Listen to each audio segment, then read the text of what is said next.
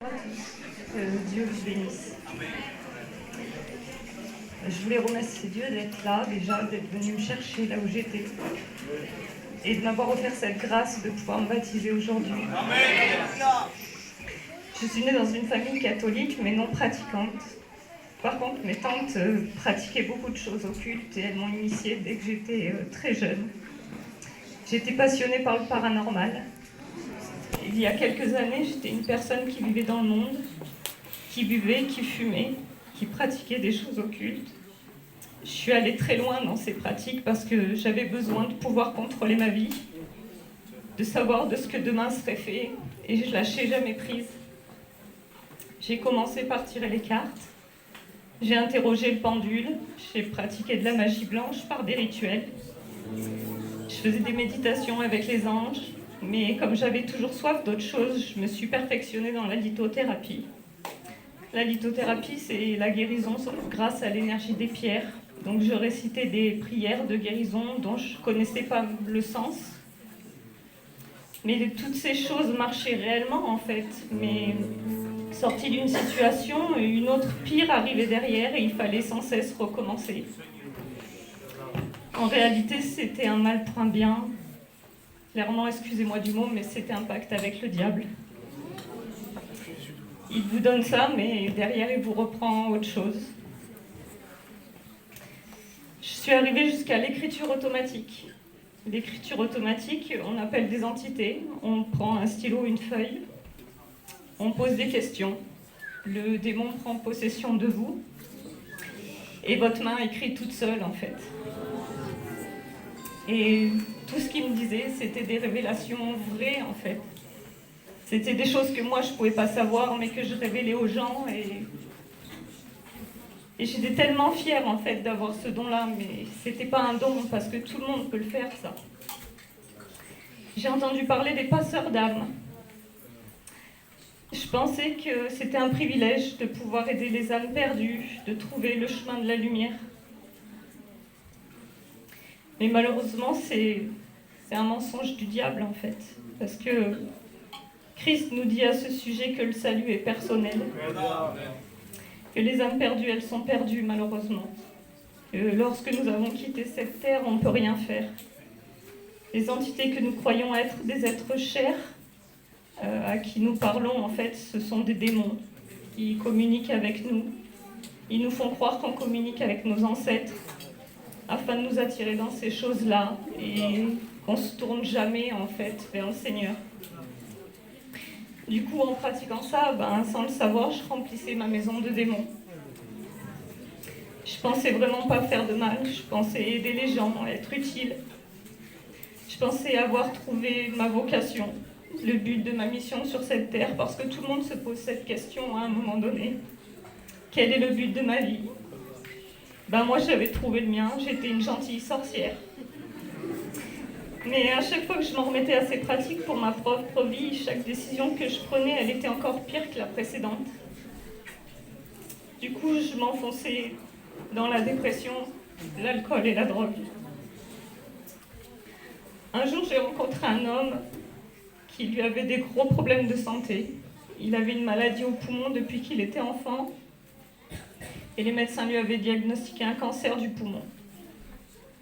Il lui restait plus que quelques mois à vivre, alors je me suis dit, je vais travailler sur lui avec les pierres. Et j'avais une prière, en fait. Et la dernière phrase de cette prière, c'était « Rien ne peut m'atteindre, je suis le Christ, éveillé et ressuscité ». Et cette phrase me dérangeait beaucoup parce que je ne croyais pas en Dieu, alors encore moins en Jésus à ce moment-là. Mais je la récitais quand même, sans savoir pourquoi. Cet homme-là a fait une chimio, et au second rendez-vous, en fait, ils lui ont fait des examens. Et les médecins lui ont dit qu'il n'avait plus rien, qu'il ne comprenait pas pourquoi, que c'était un miracle. Mais j'avais toujours pas compris, alors Dieu ne s'est pas arrêté là dans ma vie. Par la suite, cet homme, il avait aussi de grosses douleurs sur le côté, et elles étaient tellement intenses qu'il perdait connaissance. Et ce qui était bizarre, c'est que ces douleurs, elles étaient toujours le même jour, à la même heure. Et comme on croyait tous les deux à la sorcellerie, On a été voir un imam, parce que lui, il était musulman. Il a prié pour lui plusieurs fois, et il a fini par nous dire que c'était trop fort pour lui, qu'il ne pouvait rien faire. Il fallait qu'il aille se faire soigner dans son pays. Et les manifestations étaient de plus en plus fortes. Des manifestations, franchement, même dans les films d'horreur, j'ai jamais vu ça. Ce que j'ai vécu dans ma maison, c'était... Je peux même pas mettre des mots dessus, en fait. Et j'ai pas eu d'hallucination parce qu'il y a d'autres personnes qui ont vu certaines choses. Ça vient pas de mon imagination. Et les médecins voulaient même l'interner pour schizophrénie. Et j'avais toujours cette prière que je récitais à chaque manifestation, en fait. Et tout s'arrêtait. Mais je comprenais pas pourquoi. Alors Dieu, il a envoyé un pasteur habiter en face de chez moi, Bititi. Mon ami a commencé à lui parler et il nous a parlé du Seigneur, mais on avait encore le cœur fermé. Lui, il était musulman, moi j'étais dans ma magie, donc je voulais pas entendre parler de ça. On a été voir un prêtre qui a fait plusieurs exorcismes, mais pareil, sans succès. Il a fini par me dire d'aller voir les pasteurs, que lui, tout seul, il pouvait rien faire. Donc j'étais voir mon voisin et je lui ai expliqué ce qui se passait.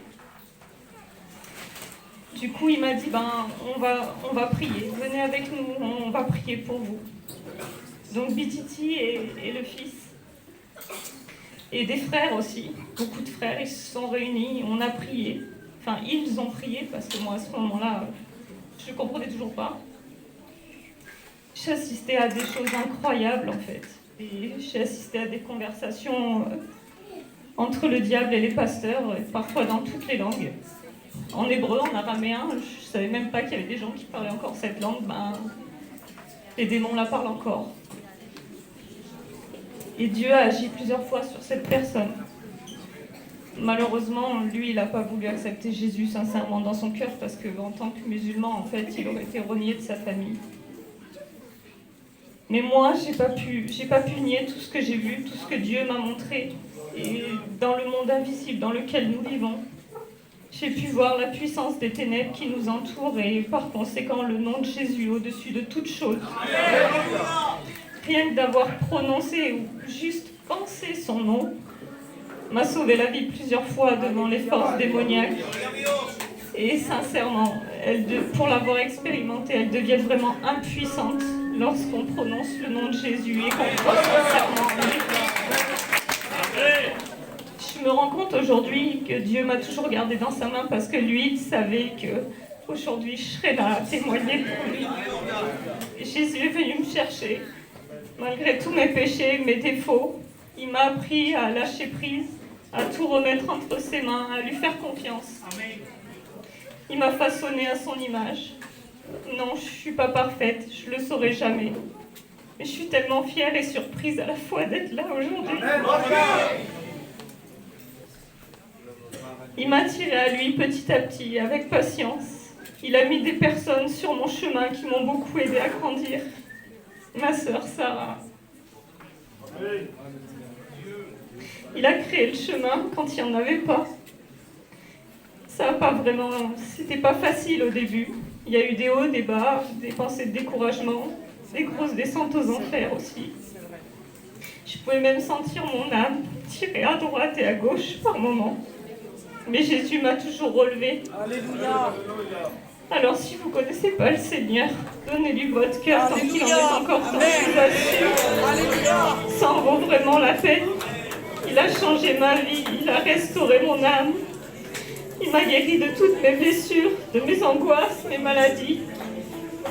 Il a comblé le vide que j'avais en moi et cette peur de la solitude. Il a changé la vie de milliers de personnes. Alléluia. Vous n'êtes pas différentes des autres. Jésus, il aime tous ses enfants. Alors quand on crie à lui, il vient vous chercher. Amen. Que Dieu vous bénisse.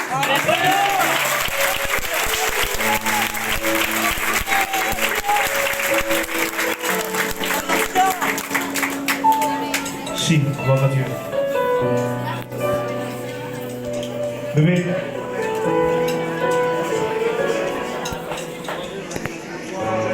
Vous savez, j'aimerais dire ceci, ce qu'elle vous a témoigné, on l'a vécu réellement, on a vécu des fortes expériences. Et quand elle vous parle, les démons nous parlaient l'araméen, l'hébreu, c'était authentique. Ils parlaient plusieurs langues. Mais elle a dit un mot. Lorsqu'on prononçait le nom de Jésus, les démons. Alléluia. Alors, on va lui poser ces questions. Alléluia. Aujourd'hui, elle attendait pour être ce moment-là. Et il y a longtemps qu'elle me le disait. Voilà. Est-ce que tu crois au Seigneur Jésus? Est-ce que tu crois qu'il va venir te chercher? Alors, sur la confession de ta foi, nous te baptisons du Père, du Fils et du Saint-Esprit. Les problèmes que tu vis, que Dieu